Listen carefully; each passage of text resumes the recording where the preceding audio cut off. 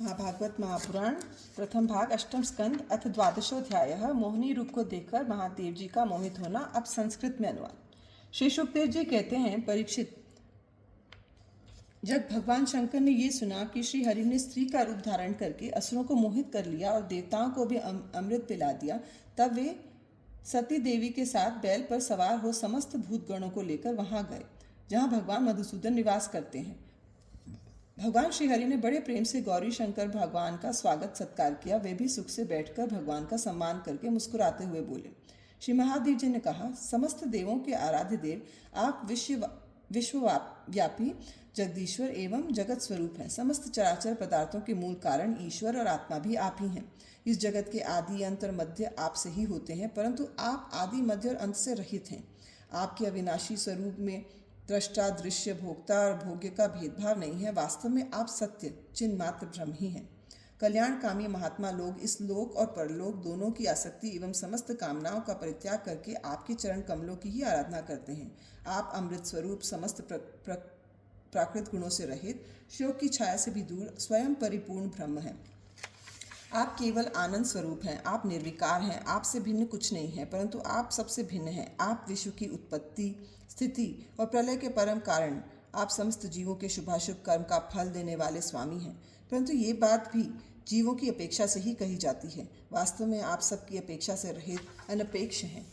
स्वामिन, कार्य और कारण, द्वैत और अद्वैत जो कुछ है वह सब एकमात्र आप ही हैं। ठीक वैसे ही जैसे आभूषणों के रूप में स्थित सुवर्ण और मूल सुवर्ण में कोई अंतर नहीं है, दोनों एक ही वस्तु हैं। लोगों ने आपके वास्तविक स्वरूप को न जानने के कारण आप में नाना प्रकार के भेदभाव और विकल्पों की कल्पना कर रखी है।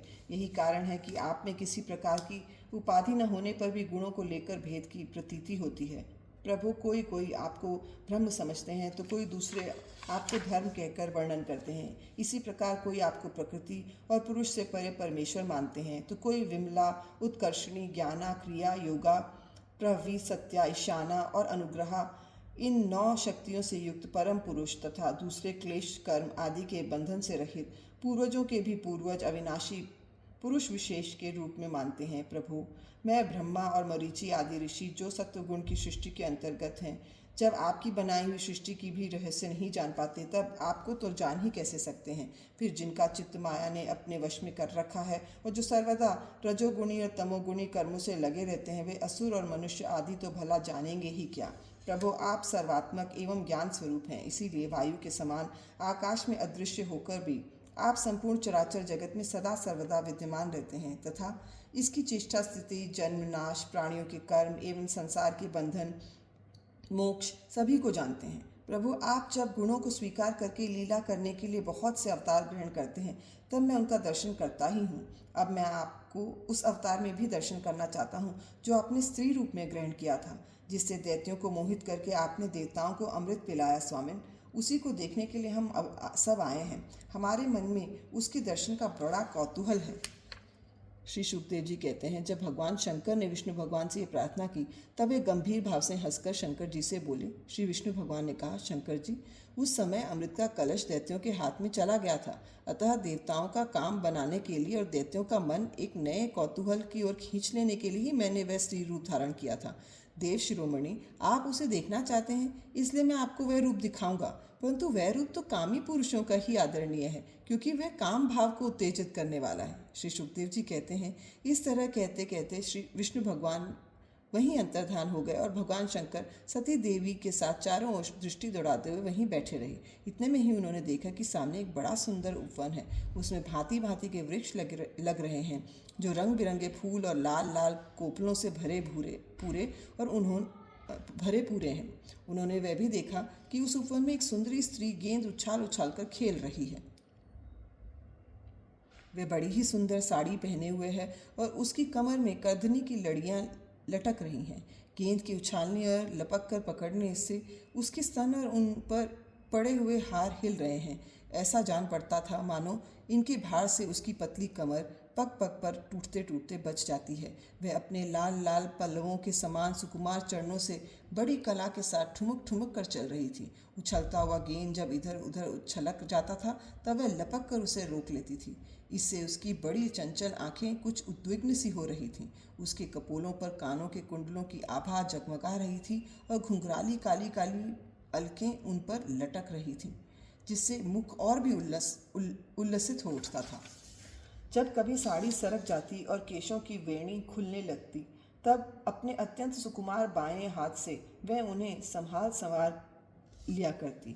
उस समय भी वह दाहिनी हाथ से गेंद उछाल उछाल कर सारे जगत को अपने माया से मोहित कर रही थी। गेंद से खेलते खेलते उसने तनिक सलज्ज भाव से मुस्कुराकर तिरछी नज़र से शंकर जी की ओर देखा। बस उनका मन हाथ से निकल गया। वे मोहिनी को निहारने और उसकी चितवन के रस में डूबकर इतने विह्वल हो गए कि उन्हें अपने आप की भी सुधि न रही। फिर पास बैठी हुई सती और गणों की तो याद ही कैसे रहती। एक बार मोहिनी के हाथ से उछलकर गेंद थोड़ी दूर चला गया तब वह उसी के पीछे दौड़ी। उसी समय शंकर जी के देखते देखते वायु ने उसकी झीनी सी साड़ी कर्दनी के साथ ही उड़ा ली। मोहिनी का एक एक अंग बड़ा ही रुचिकर और मनोरम था। जहाँ आंखें लग जाती लगी ही रहती। यही नहीं, मन भी वहीं रमण करने लगता। उसको इस दशा में देखकर भगवान शंकर उसकी ओर अत्यंत आकृष्ट हो गए। उन्हें मोहिनी भी अपने प्रति आसक्त जान पड़ती थी। उसने शंकर जी का विवेक छीन लिया। वे उसके हाव भावों से कामातुर हो गए और भवानी की सामने ही लज्जा छोड़कर उसकी ओर चल पड़े। मोहिनी वस्त्रहीन तो पहले ही हो चुकी थी। शंकर जी को अपनी ओर आते देख बहुत लज्जित हो गई। वे एक वृक्ष से दूसरे वृक्ष की आड़ में जाकर छिप जाती और हंसने लगती, परंतु कहीं ठहरती न थी। भगवान शंकर की इंद्रियां अपने वश में नहीं रहीं। वे कामावश हो गए थे। अतः हथनी के पीछे हाथी की तरह उसके पीछे पीछे दौड़ने लगे। उन्होंने अत्यंत वेग से उसका पीछा करके पीछे से उसका जूड़ा पकड़ लिया और उसकी इच्छा न होने पर भी उसे दोनों भुजाओं में भरकर हृदय से लगा लिया। जैसे हाथी हथनी का आलिंगन करता है वैसे ही भगवान शंकर ने उसका आलिंगन किया। वे इधर उधर खिसक कर छुड़ाने की चेष्टा करने लगी। उसी छीना झपटी में उसके सिर के बाल बिखर गए। वास्तव में वे सुंदर भगवान की रची हुई माया ही थी। इससे उसने किसी प्रकार शंकर जी के भुजपाश से अपने को छुड़ा लिया और बड़े वेग से भागी। भगवान शंकर भी उन मोहिनी वेशधारी अद्भुत कर्मा भगवान विष्णु के पीछे पीछे दौड़ने लगे। उस समय ऐसा जान पड़ता था मानो उनके शत्रु कामदेव ने उस समय पर उन पर विजय प्राप्त कर ली है। कामुक हथनी के पीछे दौड़ने वाले मदोन्मत्त हाथी के समान वे मोहिनी के पीछे पीछे दौड़ रहे थे। यद्यपि भगवान शंकर का वीर्य अमोघ है, फिर भी मोहिनी की माया से वे स्खलित हो गया। भगवान शंकर का वीर्य पृथ्वी पर जहाँ जहाँ गिरा वहाँ वहाँ सोने चांदी के खाने बन गई। परीक्षित नदी, सरोवर, पर्वत, वन और उपवन में एवं जहाँ जहाँ ऋषि मुनि निवास करते थे वहाँ वहाँ मोहिनी के पीछे पीछे भगवान शंकर गए। परीक्षित वीर्यपात होने जाने के बाद उन्हें अपनी स्मृति हुई। उन्होंने देखा कि अरे, भगवान की माया ने तो मुझे खूब छकाया। वे तुरंत उस दुखद प्रसंग से अलग हो गए। इसके बाद आत्मस्वरूप सर्वात्मा भगवान की ये महिमा जानकर उन्हें कोई आश्चर्य नहीं हुआ। वे जानते थे कि भला भगवान की शक्तियों का पार कौन पा सकता है। भगवान ने देखा कि भगवान शंकर को इससे विषाद या लज्जा नहीं हुई। तब वे पुरुष शरीर धारण करके फिर प्रकट हो गए और बड़ी प्रसन्नता से उनसे कहने लगे। श्री भगवान ने कहा, देव शिरोमणि, मेरी स्त्री रूपणी माया से विमोहित होकर भी आप स्वयं ही अपनी निष्ठा में स्थित हो गए। ये बड़े ही आनंद की बात है। मेरी माया अपार है। वे ऐसे ऐसे हाव भाव रचती है कि अजितेंद्र पुरुष तो किसी प्रकार उससे छुटकारा पा ही नहीं सकते। भला आपके अतिरिक्त ऐसा कौन पुरुष है जो एक बार मेरी माया के फंदे में फंसकर फिर स्वयं ही उससे निकल सके। यद्यपि मेरी ये गुणमयी माया बड़ों बड़ों को मोहित कर देती है, फिर भी आपको नहीं कभी मोहित नहीं करेगी, क्योंकि सृष्टि आदि के लिए समय पर उसे क्षोभित करने वाला काल मैं ही हूँ। इसलिए मेरी इच्छा के विपरीत ये रजोगुण आदि की सृष्टि नहीं कर सकती। श्री शुकदेव जी कहते हैं, परीक्षित, इस प्रकार भगवान विष्णु ने भगवान शंकर का सत्कार किया। तब उनसे विदा लेकर एवं परिक्रमा करके वे अपने गणों के साथ कैलाश को चल गए। भरत वंश शिरोमणि भगवान शंकर ने बड़े बड़े ऋषियों की सभा में अपनी अर्धांगिनी सती देवी से अपने विष्णु रूप की अंशभूता मायामयी मोहिनी का इस प्रकार बड़े प्रेम से वर्णन किया। देवी, तुमने परम पुरुष परमेश्वर भगवान विष्णु की माया देखी। देखो, यों तो मैं समस्त कैलाश, कौशल, विद्या आदि का स्वामी और स्वतंत्र हूँ, फिर भी उस माया से विवश होकर मोहित हो जाता हूँ। फिर दूसरे जीव तो परतंत्र हैं ही, अतः वे मोहित हो जाएं, इसमें कहना ही क्या है। जब मैं 1000 वर्ष की समाधि से उठा था तब तुमने मेरे पास आकर पूछा था कि तुम किसकी उपासना करते हो। वे यही साक्षात सनातन पुरुष हैं। न तो काल ही इन्हें अपनी सीमा में बांध सकता है और न वेद ही इनका वर्णन कर सकता है। इनका वास्तविक स्वरूप अनंत और अनिर्वचनीय है।